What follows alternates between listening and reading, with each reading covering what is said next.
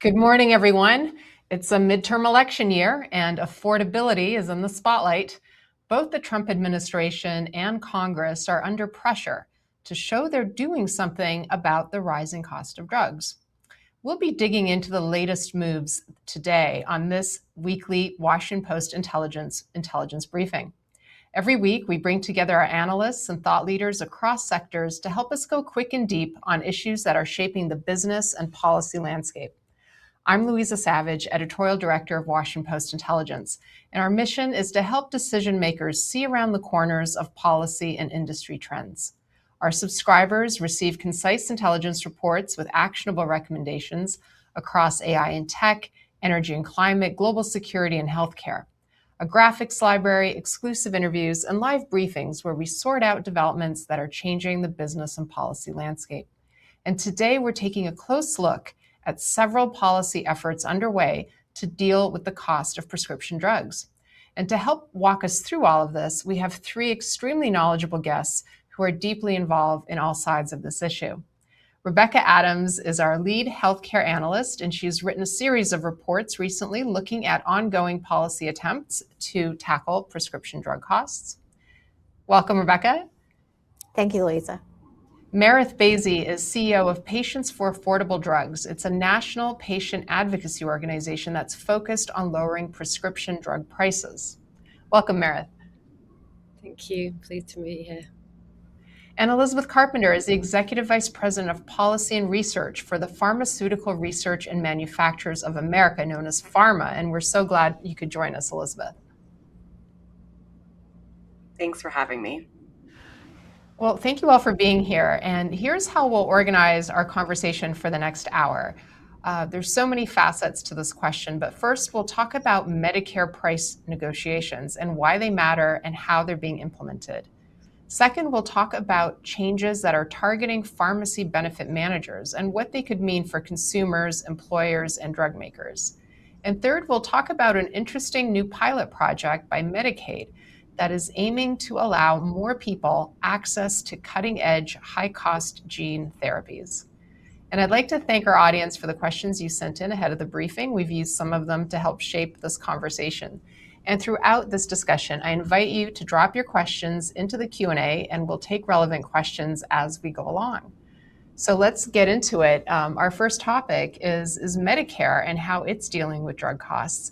Rebecca, you've written a number of nuanced reports for us on drug prices and the efforts to curb them, starting with one that looked at Medicare price negotiations.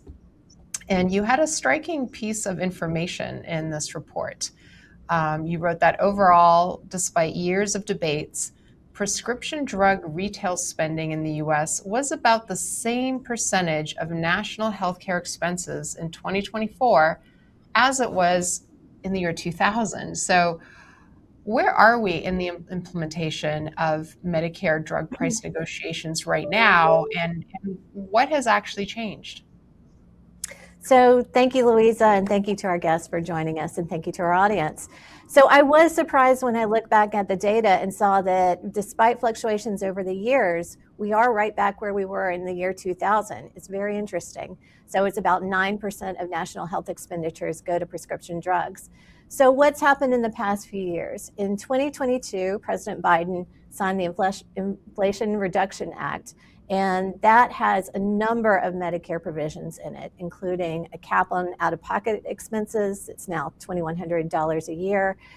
You have a $35 a month cap on insulin. But one thing that got a lot of attention was the Medicare price negotiations piece.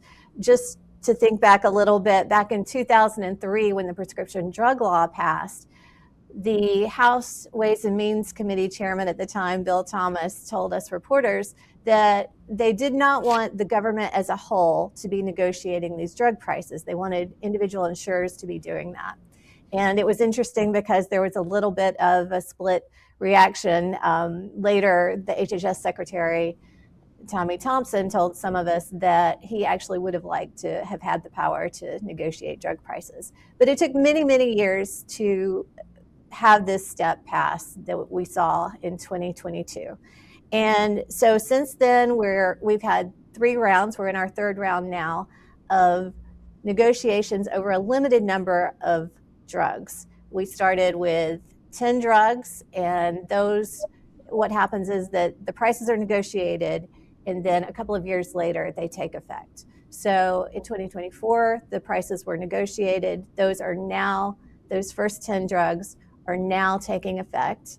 And then last year, there were 15 drugs that were negotiated, and those will be taking effect next year. And so now we are seeing that there are another 15 drugs undergoing negotiations this year that will take effect in 2028. So the ones that are being negotiated now, it's kind of interesting. It includes outpatient drugs. So those are very expensive drugs. And we're seeing drugs for cancer, Crohn's disease, diabetes, arthritis, and others. And it's a new page for the Medicare system.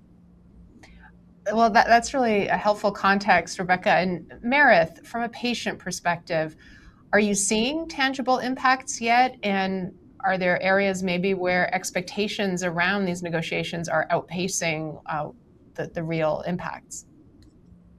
So let me start by saying that this program, the Medicare negotiation program, has been truly historic for patients, and patients in our community fought really, really hard for the drug pricing reforms that were in the Inflation Reduction Act.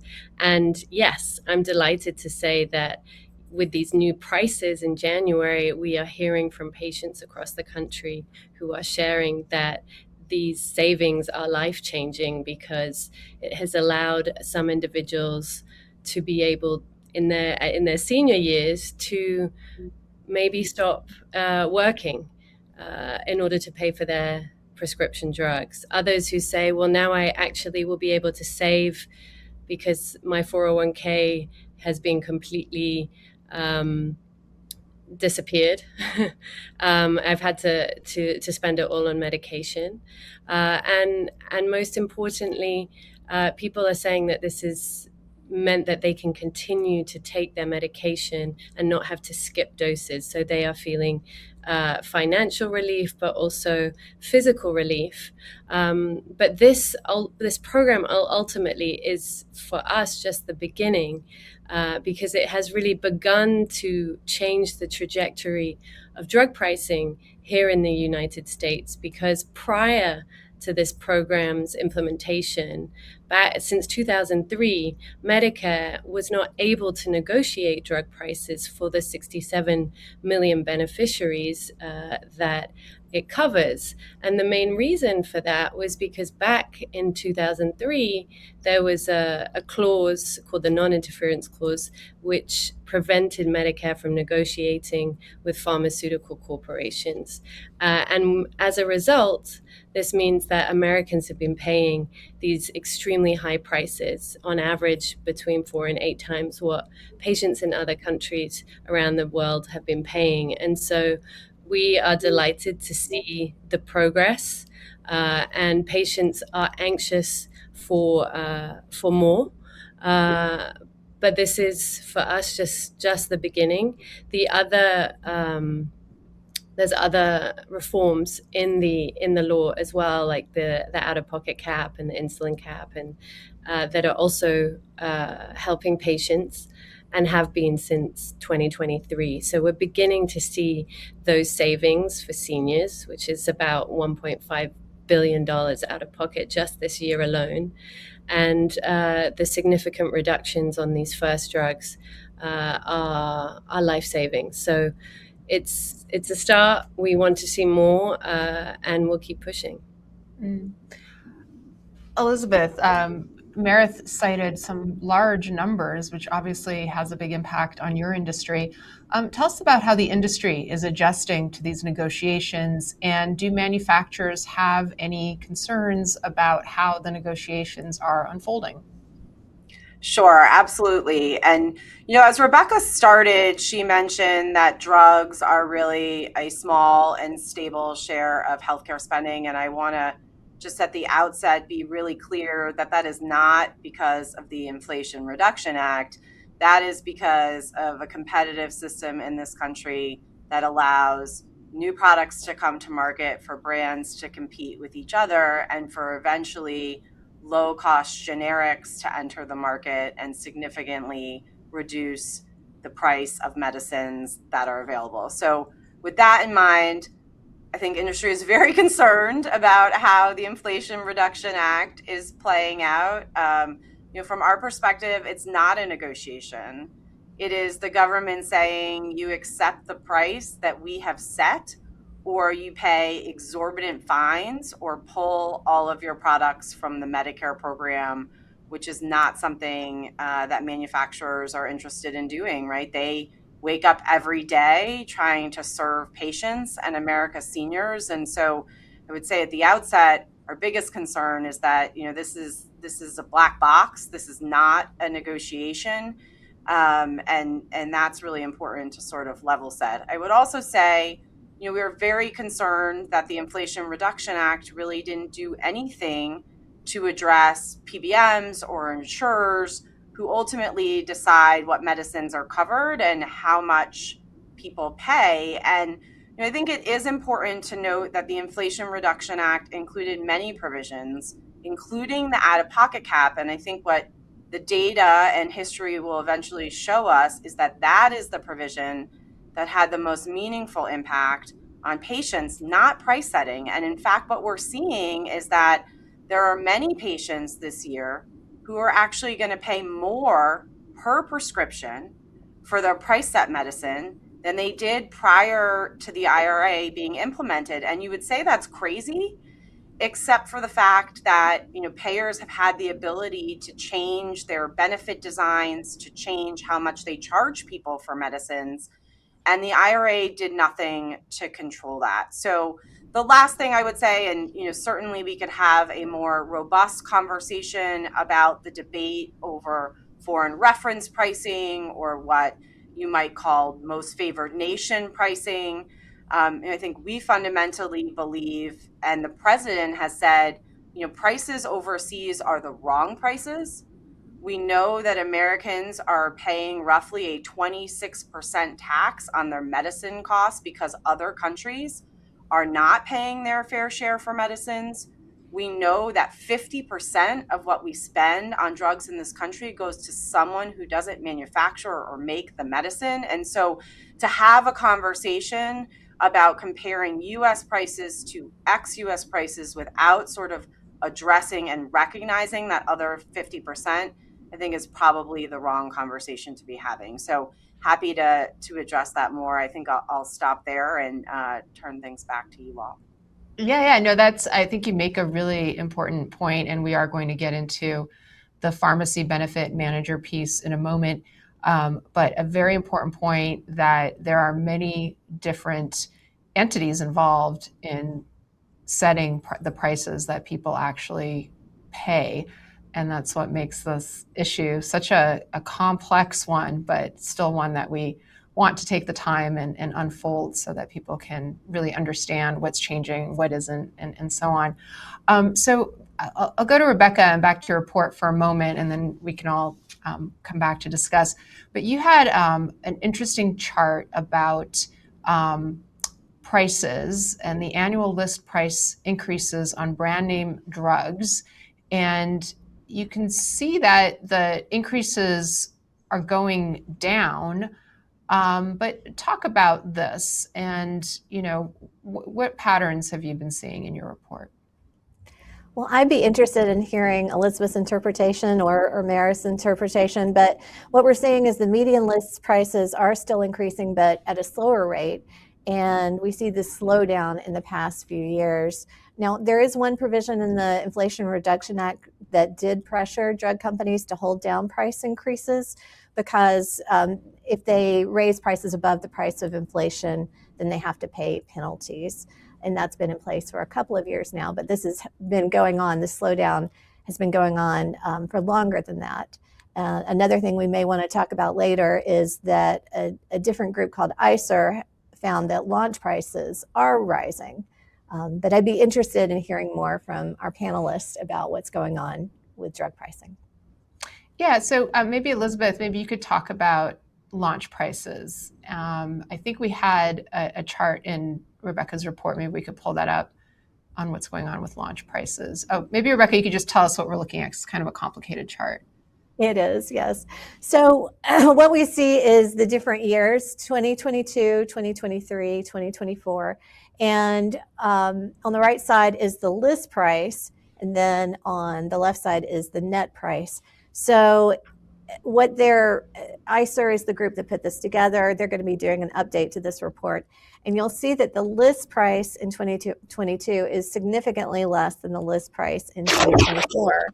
And what I find also really interesting is that the net price is a lot lower in 2022. So we often hear that list prices don't really matter because there's so many discounts and rebates. But what this group found was that the net price also grew quite a bit in the past few years. And these are the launch prices. These are the ones that when a drug company is bringing a product to market, the first initial price that they charge. Yeah. So Elizabeth, can you walk us sort of through what are the factors that drive launch prices and how these different prices sort of fit together? Yeah, and thanks for bringing this chart to the discussion. I think it's really important when we look at analyses like the ones you just showed to recognize that you're not looking at the same set of products every year. And you're also not looking at products that serve the same number of people launching every year. So one of the topics, for example, that you outlined at the outset that we may touch on is sort of new financing mechanisms for what we call cell and gene therapy. And, it's no secret that manufacturers are bringing new innovation to market that targets smaller patient populations, rarer diseases, more complicated diseases. So, the chart that you just showed is really a straight average of launch prices. It doesn't reflect sort of utilization. And I think if you took a look at a weighted average of launch prices, you would find a much different story. The analogy that honestly cracks me up, and I can't take credit for it, I wish I did, an analyst, Adam Fine, who folks who follow the drug supply chain know very well, sort of describes this type of analysis as akin to creating a price index using a straight average of a TV, banana, and a Rolls Royce. So, as with many things in healthcare, there is more to the story. And I would just caution folks to know that, part of what is driving a straight average like that is the types of products that are being brought to market. It's an interesting point. We have an audience question about launch prices, and I'll direct it to you again, Elizabeth. Can you describe how you set launch prices? Are they based on clinical value, comparative effectiveness, first-in-class status? Are they discounted to reflect public investment? Or is pricing primarily a function of what the market will bear and optimizing shareholder returns?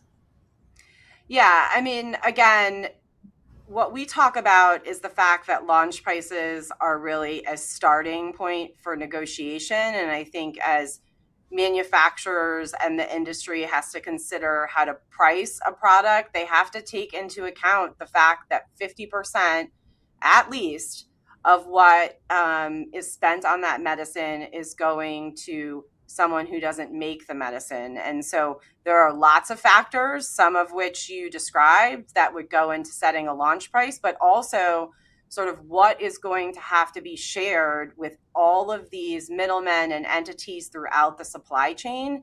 That is also affecting prices. And it's why you've heard some manufacturers call for, a more transparent net price where we're not sort of sending money to 340B hospitals and PBMs and other entities along the supply chain. Mm-hmm. Merith, you had mentioned earlier that your work is just beginning. There's still so much to do. I guess I'm wondering, what policy options do you still see policymakers leaving on the table that you'd like them to engage on? And secondly, would any of them address some of these issues that Elizabeth has raised, that it's not just the cost of manufacturing these drugs, but there are these other stakeholders involved who have an influence on the final price that a patient has to pay. So let me be really clear with the fact that we are living and experiencing a healthcare system that is for profit, right? So every single actor in the chain is going to be profiting from that supply, from that process, from the patient.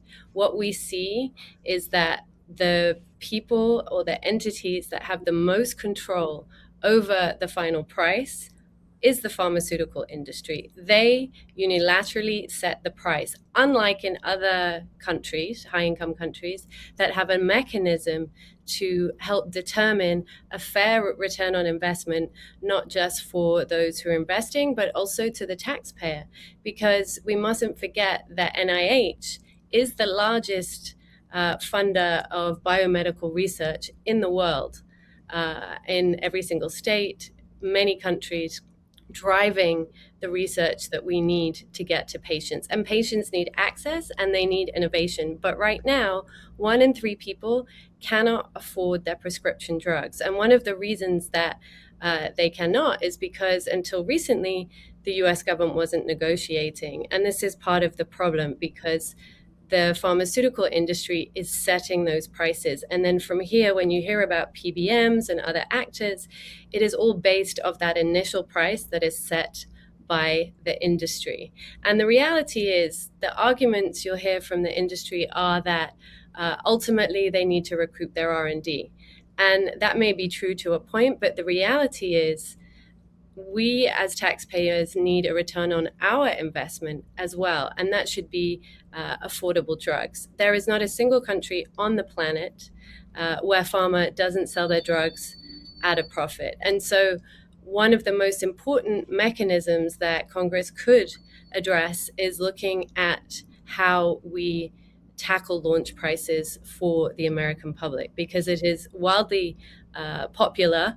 9 out of 10 Americans right now are urging Congress to go much further to lower the price of prescription drugs. And given that 50% of Americans in 2026 are very concerned about the high cost of prescription drugs, there is urgent need here in the United States to advance policies that would tackle the root cause of the problem, not just other pieces, which do play a role, of course, but they are not the primary actors in setting a price here. And I did also want to mention that there was reference with Elizabeth, you mentioned that there is no negotiation. It's not a true negotiation for Medicare, and that's not reality. We have seen that the industry has gone back and forth each time with the government to negotiate and arrive at these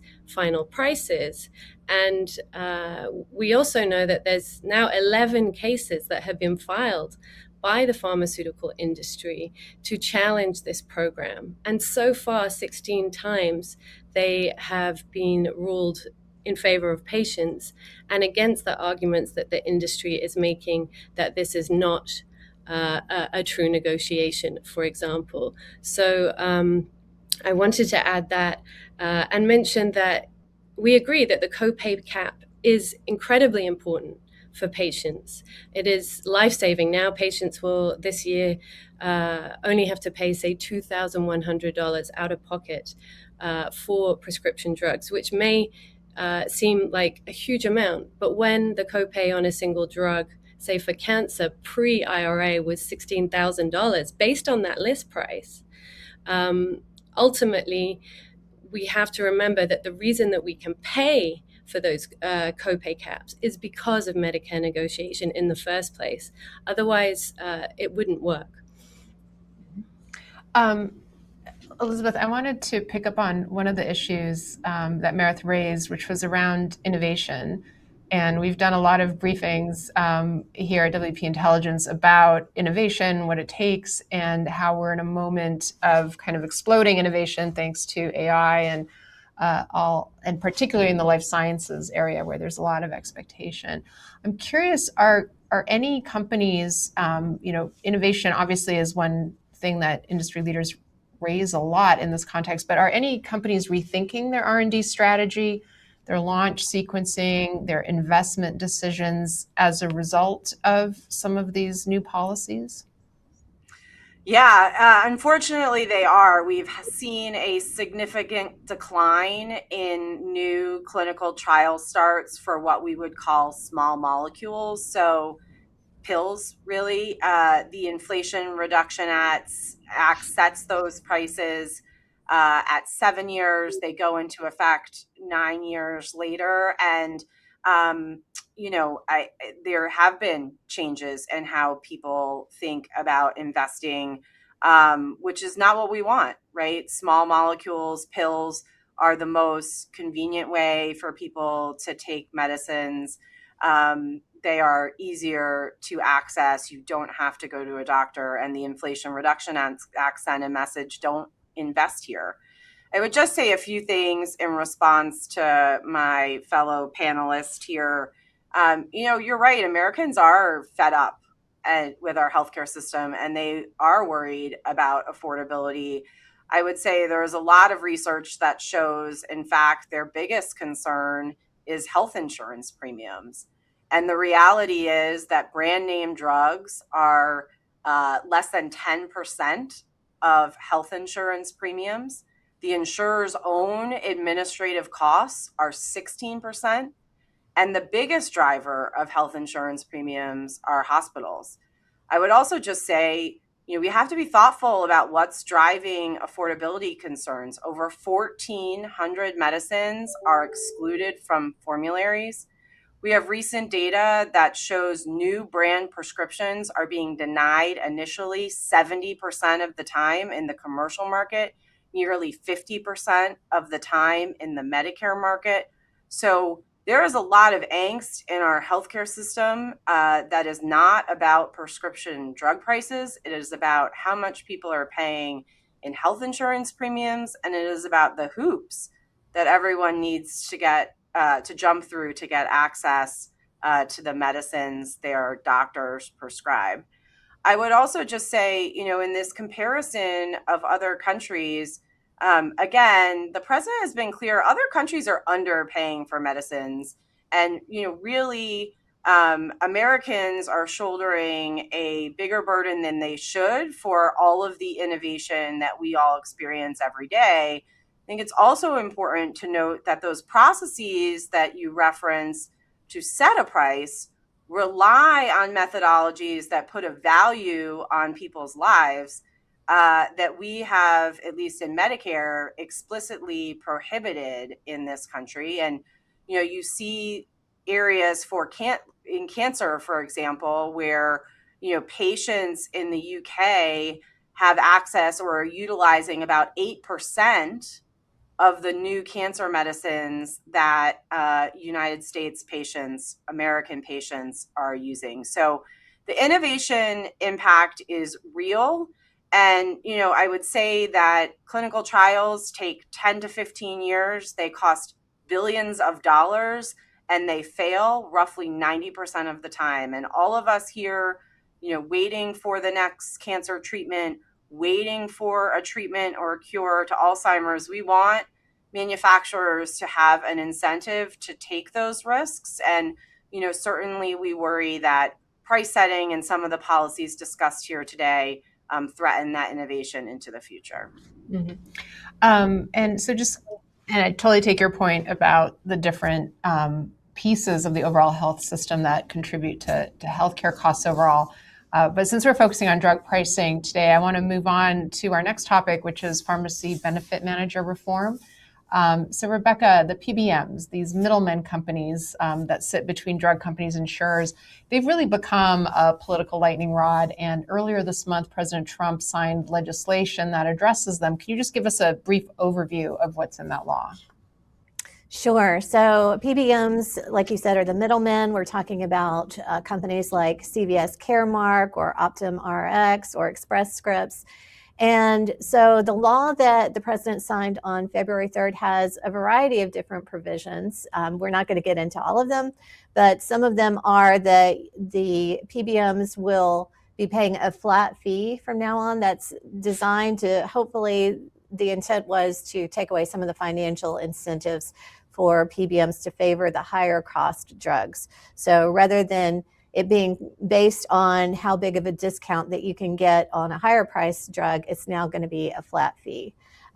There also is a provision dealing with rebates and saying that 100% of the rebates need to be passed through. And so that's a new thing that passed through to the employer health plans. And there's a lot that is involved with transparency and disclosure and providing more information, because PBMs have been a little bit of a black box and there's not enough information, Congress felt, about how these operate. And so another thing is that there are going to be new Medicare rules to help protect independent pharmacies as well. They've been very frustrated with the big PBMs. And so there's a phrase in there that says that contracts need to be reasonable and relevant, and that will be defined by some rules going forward. So big changes for the PBMs in this legislation. It's not as big of an impact on the industry as, say, the Inflation Reduction Act. It would save, according to CBO, about $2 billion over 10 years. And Merith, how impactful do you expect this PBM law to be, and what are you watching for as it moves to implementation? So I think this is where my colleague and I will have some agreement that PBMs are part of the problem. And we were excited to see some of the reforms that passed in the health package a couple of weeks ago. They're reforms that patients have pushed hard for, because they ultimately are the ones who understand how these actors can contribute to some of their higher costs and some of the problems that they experience. So the delinking, so taking away the incentive for PBMs to push patients towards those higher prices, and ultimately just paying flat fees rather than a rebate that's based on the list price, but noting, of course, that list price isn't generated by the PBM. So that was important. And then just increased transparency. Transparency in and of itself is not going to solve the problem, let's be honest, but it is a step in the right direction. And this is the first time that there will have been national reform to an industry which we agree has been largely a black box. There's three large PBMs that control about 80% of the market in terms of the prescription drugs that pass through them to patients. And we haven't known much about what's been going on, although recently too the FTC not only released reports, but now there's been a settlement with Express Scripts focused on insulin because of the shady practices they've had to elevate prices at the expense of American patients. So we welcome those reforms, but we really see them as the first step towards guardrails. And ultimately what matters is what patients are paying at the pharmacy and whether these will translate into cost savings for them. And Elizabeth, drug manufacturers worked for years on this legislation, and states have passed some laws of their own. Talk about how you're looking at implementation. What are you concerned about, or what are you looking for? And to what extent do you see this time giving the PBM industry time to adapt and maybe do different things than they had in the past? You're very right. This has been a debate that is long overdue, or that's been going on for a long time, and the action is long overdue. Certainly we see this as really positive policy change. The combination of the law recently enacted, the proposed rule from the Department of Labor under the Trump administration, which similarly tries to inject more transparency into PBM compensation, specifically for self-insured employers, the proposed settlement at the FTC, all really positive forward progress, pointing to the fact for more transparency and accountability, and frankly, in many ways, a more informed employer set to make decisions that are right for them. At the same time, we will be watching implementation really closely. We've talked about this a little bit. These vertically integrated entities that really own every step along a patient's journey in many ways are built to evade and sort of shift their business model in a way that could diminish the very types of rules and impact that this policy is meant to have. I would say recently on Capitol Hill, for example, there's been a lot of attention on what you would call PBM GPOs, group purchasing organizations, which are not traditional GPOs at all.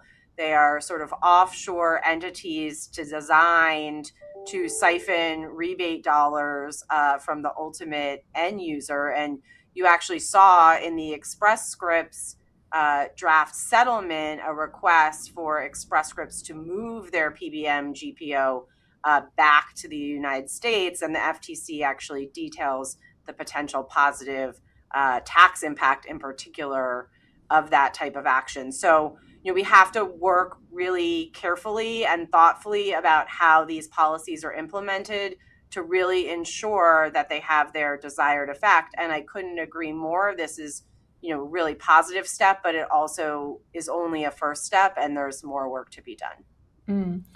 We have an audience question that came in. Maybe I'll throw it to you, Rebecca. It came in all caps, which I always think is really an interesting sign. And it says, how likely is it to ever get rid of pharmacy benefit managers, PBMs, in their complicated roles of acting as middle persons between drug manufacturers, providers, and pharmacies? Are these here to stay, or is there any effort to just get rid of them?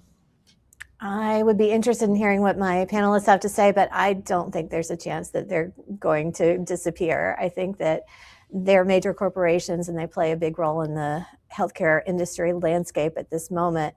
So it is kind of interesting, though, that there has been this movement in Congress to rein them in after all these years of debate. But keep in mind that what passed is actually scaled back quite a bit from what was initially proposed. So I also would be interested in hearing what Elizabeth and Merith have to say more about the next steps. Elizabeth referred to group purchasing organizations, and I'm interested in hearing a little more about what you all will be pushing for as implementation goes forward, and as people think about whether there needs to be another step. Sure, I can start. From a implementation perspective, I think the specifics really matter, sort of how definitions are written, how oversight is conducted. So from a pure implementation perspective of the law, the DOL rule will be focused there. I think as you look into the future, there are a few things that are important to consider. One, sort of these incentives created by vertical integration. Again, I mentioned sort of the PBM GPOs, manufacturers provide rebates and discounts.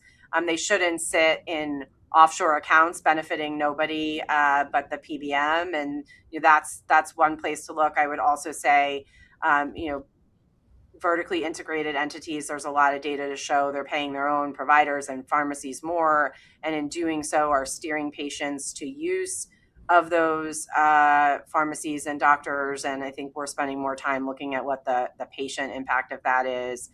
Again, I think it's time to hold plans accountable for some of their activity. The president in his great healthcare plan called for insurers to be more transparent about denial rates.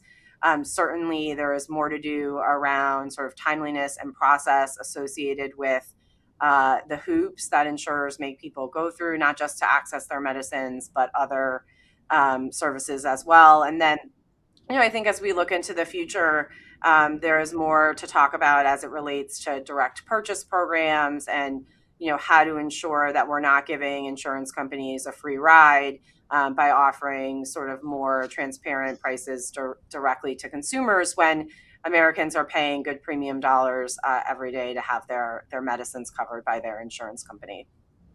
And Merith, did you want to add to that? Yeah, just to say that we also are focused on vertical integration. Really, what we're looking for are the biggest levers to pull in the system that will help the most number of patients to receive lower drug prices in the knowledge that they are paying more than any other country in the world.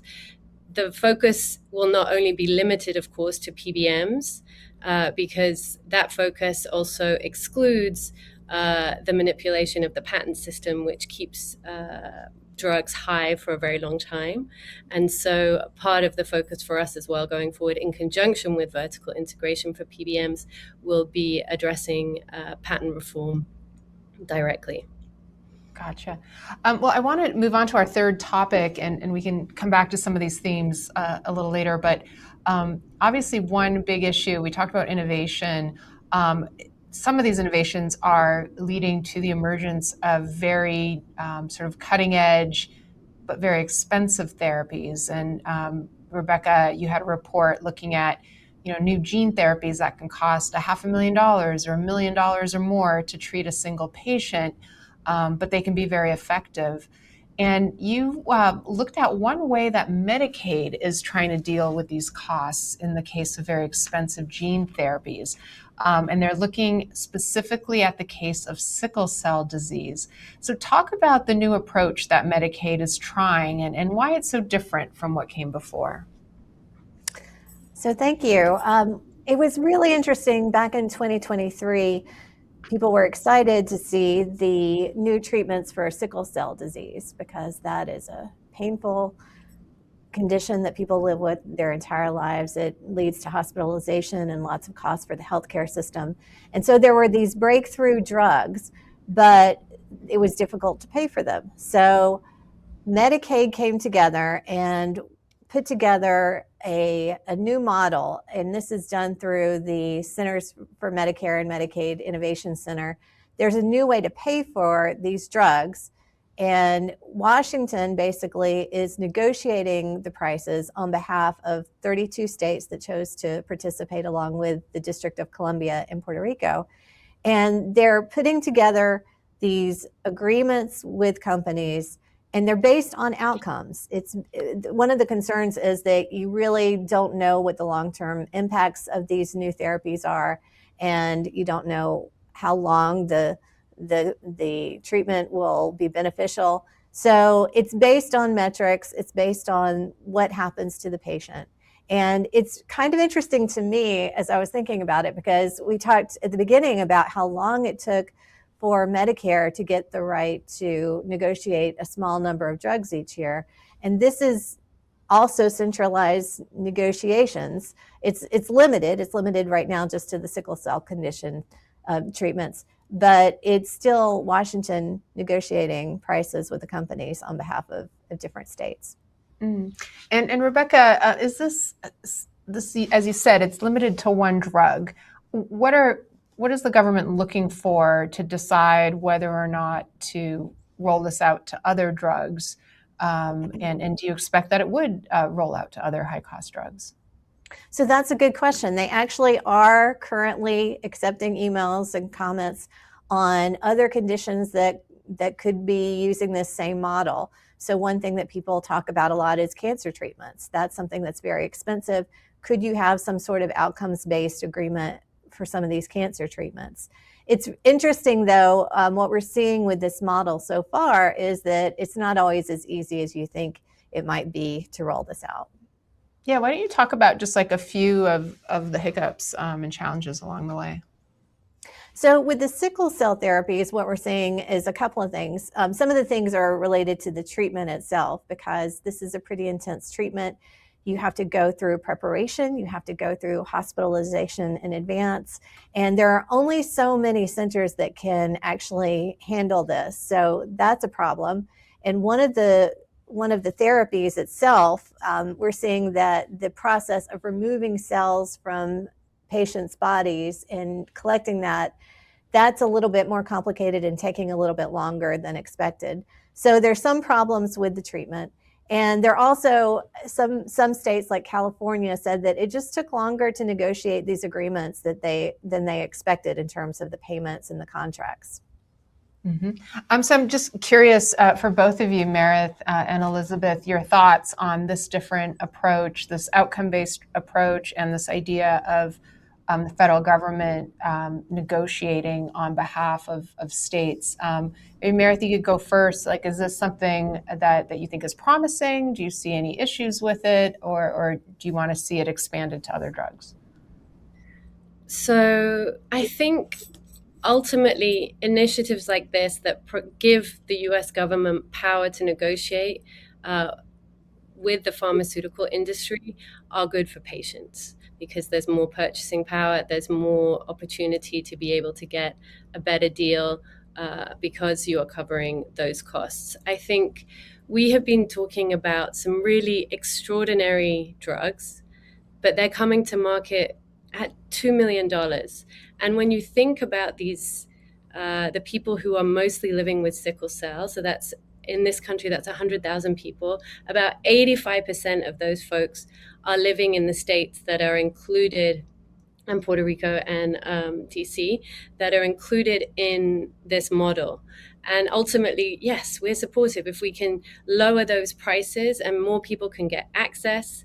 But ultimately, the prices are still going to be too high over time if there isn't anything done to tackle some of these other root causes of this problem. But it is so encouraging for a handful of patients. The challenge is at the prices we're seeing currently, the large majority of people who would need this drug still would not be able to get it. So we there's more to do. We are supportive, encouraged, and ultimately, it's just a reminder that drugs don't work if people can't afford them. So how these innovations end up helping people is linked very much to price. So we are supportive, we're engaged, we're following this progress, but we feel that there is still a lot more to go, a long way to go to ensure that these drugs are actually more in line with the prices we're seeing, say, in Spain, who can bring a cell and gene therapy to market for about 1/3 of the cost. So again, supportive, step in the right direction. We want to see more and urgently for the people who really deserve to be able to get some freedom from what is a really horrific and painful disease. Elizabeth, talk about how the makers of these new breakthrough drugs are, how are you, as your industry, looking at this pilot project by Medicaid? And there's two, I guess, novelties to it. One is the negotiation, and the other is this idea of outcome-based payments. I'm so curious to hear how you look at that. Yeah, and again, the innovation in the biopharmaceutical industry is amazing, and I think this is something we're going to have to grapple with into the future as technology, as you alluded to, as science continues to progress. And the reality is that our healthcare financing ecosystem maybe has not necessarily kept pace with the pace of science and innovation. And so, we're very supportive of thinking of new and innovative ways to finance new types of medicines, particularly medicines that, realize a lifetime of benefit. We are not a single payer healthcare system. And so the chances that you're going to stay with one insurance plan for your whole life are really small. And so that value of some of these therapies is going to accrue to many payers over a lifetime. And that is certainly something we have to continue to grapple with. I think there are challenges associated with the current model, but again, this conversation is really important. I would just say again, this comparison of sort of U.S. launch prices to launch prices in Spain or other countries, it really is an apples to oranges comparison. Spain doesn't have, or other countries, aren't sending 50% or more of what they spend on a medicine to somebody who doesn't make it. I think, the analysis shows that whether it's 340B markups or PBM fees often exceed the price of medicines in other countries. And so we just have to be, honest when we make those types of comparisons. I would also just say, we're talking about a Medicaid population that pays nothing for medicines 75% of the time. And so we should also just be honest about where patients have exposure to drug prices and where they do not.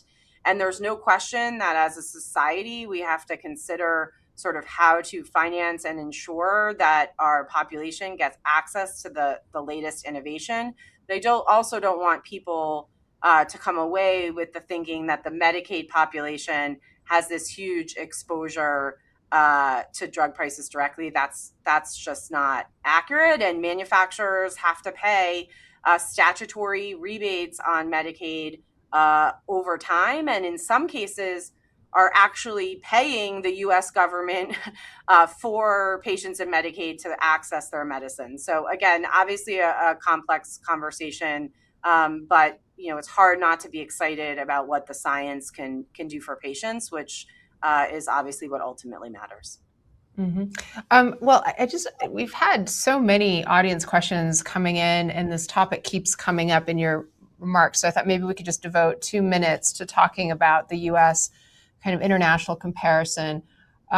Someone asked, Elizabeth says other countries are underpaying for their medicines. Does that mean the pharmaceutical industry loses money on the drugs sold to other countries since the prices are lower there? Another person asked, how do other countries negotiate the prices they have to pay for US-made drugs? Someone else asked, could the panelists address the disincentivization for drug companies to pursue general population diseases because drugs included in Medicare are subject to IRA price negotiation? The focus on rare diseases to avoid IRA pricing is very clear to us in the industry. So maybe we could just tackle for a minute the U.S. versus other country comparison. Why is it that other countries, or how are they negotiating these lower prices, and is that to the detriment of the industry, and are the U.S. Patients sort of in some ways subsidizing that drug or that innovation? Yeah, I'm happy to start. Again, research shows that there's actually a 26% tax on Americans because other countries are not paying their fair share. We've talked about some of the other aspects of the U.S. system that make drug prices higher here than other countries. Obviously, we have a unique healthcare system that Americans have supported for many years that relies on private insurance. Other countries take a more centralized approach. I will say, as they do that, oftentimes they use methodologies that, again, make trade-offs and put a value or a price on someone's life. So as they think about whether or not to reimburse for a medicine, how much to pay a manufacturer for a medicine, they're saying, maybe you have cancer or a mental illness, and so we're not going to provide you that medicine. And historically, in this country, that has been something that we are unwilling to accept. Again, 70% of new medicines are approved here first. They are approved faster. More medicines are approved here, and I think that's something that Americans really want and value out of the healthcare system. Again, valid conversation about how do we ensure what patients pay makes sense. I think we may just disagree with other folks about how to go about it. Mm-hmm. Merithan, what are your thoughts here? So you're saying about price in other countries. We've already made it very clear that 1 in 3 people already struggling to pay for their medications. 1 in 4 cancer patients in this country either go bankrupt. It's the number one, or they lose their homes. It's the number one reason that Americans do go bankrupt is due to medical debt. And there is not a single country on the planet where the pharmaceutical industry makes a loss. In fact, if the industry lost $1 trillion over the next decade, they would still be one of the most profitable industries. The idea is to bring the U.S. drug prices in line with other high-income countries and to rebalance the power that has been primarily in the favor of pharmaceutical corporations. And Americans are tired of it. They understand that pharmaceutical corporations are driving some of these high costs.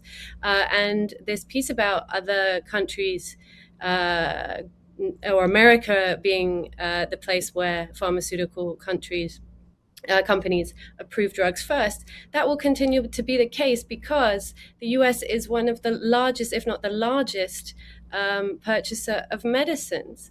And some of that data about other countries not receiving medicine has been largely debunked. And we also know that a lot of studies have shown since the passage of the IRA is that mergers and acquisitions are up, investment in R&D is up. So it feels primarily that these are just threats to persuade policymakers to continue to kowtow to the industry and not to the urgency of patients who are really struggling every day and who we hear from every day to pay for basic medicines that are a fraction of the price elsewhere.